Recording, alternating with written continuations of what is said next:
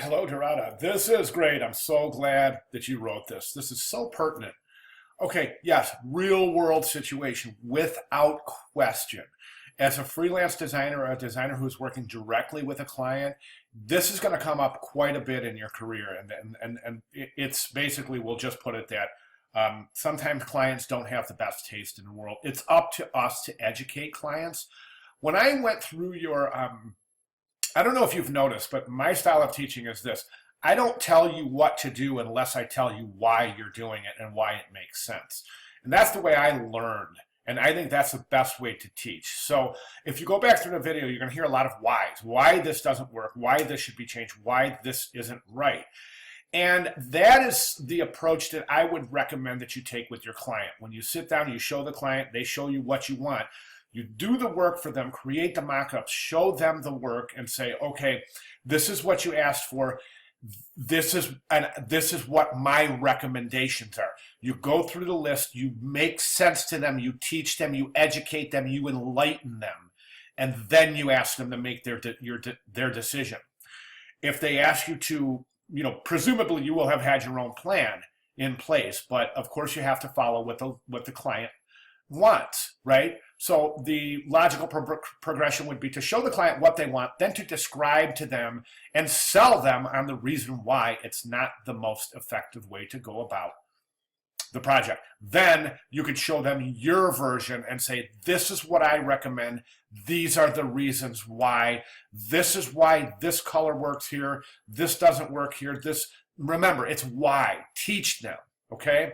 Great job bringing this up, Gerard. I'm so glad that you addressed this. And those of you who are watching this video, this is real world stuff. Okay. How do we get by from here? I can't get past this logo for some reason. And I get it. I totally get it. But the point is this, is that right now you've got your setup. A lot of time this comes up in portfolio, and what I say is this, okay, a student should not expect to have a portfolio after 6 short weeks of work in a class and ready to hit the street with it. I think presumably it's understood that the student is going to work on their own once the portfolio class is done. Okay, and that is just the reality of it. I mean, it's just impossible to come out of this class after 6 weeks, after all of these edits and really looking at so much that we're putting at you, that it's just not realistic to think that once you're done, hey man, if you're done, I've had one or two students in the past 10 or 12 years who have finished a portfolio class with a portfolio that's ready to hit the street. Okay, so it's really important to understand that there's a good chance you're going to be working on your portfolio after the class is over. And for that matter, you'll be working on your portfolio the rest of your life. So it's not a realistic notion to think that once you're finished with your portfolio, you're finished with your portfolio. You're never finished with your portfolio. I bring this up for this reason.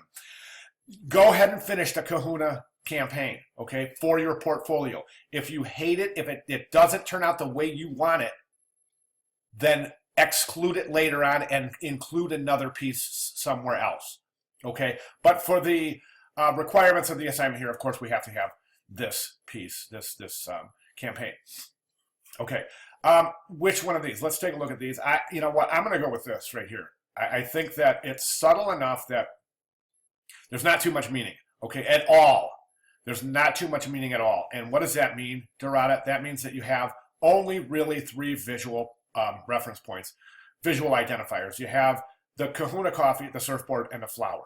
And none of them is really overpowering the other. I think these are just they're not enough. I think, boy, without, the surfboard definitely looks like a surfboard, but these are really, really plain. I think that the addition of the flower definitely helps. Why is that A so much more bold than the other letter forms?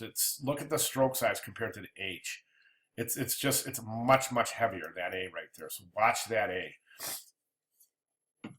Okay, and then that's what I would do. I would just continue the campaign off that, use the colors you want, and then go through the campaign, create your pieces, and you get it. You understand from there. Okay, so that's my recommendations. And again, thank you so much for bringing us up. And those of you who are listening or watching the video, really great inquiry here. Really, really good, very intuitive as to identify real world problems. All right, great job. Thanks. Any questions? Give me a holler.